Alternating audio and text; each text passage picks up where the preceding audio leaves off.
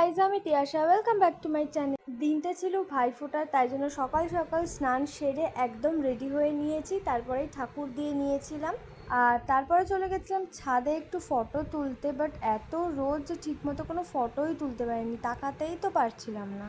ভাইফোঁটার দিন ব্রেকফাস্টে ছিল লুচি আর সাদা আলুর তরকারি, সেটা আমি ভালো করে ক্লিপ নিতে ভুলে গেছি।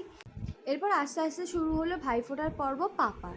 ফার্স্টে পিপি আর পুপু ভাইফোঁটা দিয়ে নিয়েছিল পাপাকে। এখানে এখন চলছে মিষ্টি সাজানোর পর্ব। ভাইফোঁটার পরে এত মিষ্টি বাড়িতে হয়ে যায় যে বছরের সব দিন মিষ্টি অ্যাভয়েড করলেও এই কটা দিন কিন্তু একদমই করা যায় না।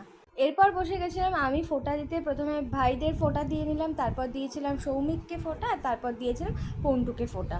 তোমরা তোমাদের ভাইফোঁটার দিন কেমন করে কাটিয়েছিলে অবশ্যই আমাকে কমেন্টে জানিও। আমার ফোঁটা হয়ে যাওয়ার পরে এবার টার্ন এসছে বুবুর।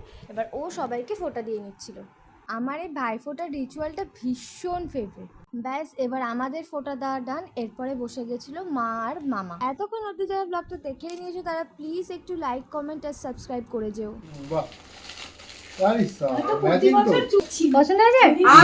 আর আজকে লাঞ্চের মেনুতে ছিল ফ্রাইড রাইস, বেগুনি, দই কাতলা, চিকেন কষা, চাটনি। ব্লগটা ভালো লেগে থাকলে অবশ্যই লাইক, কমেন্ট, সাবস্ক্রাইব করে যেও।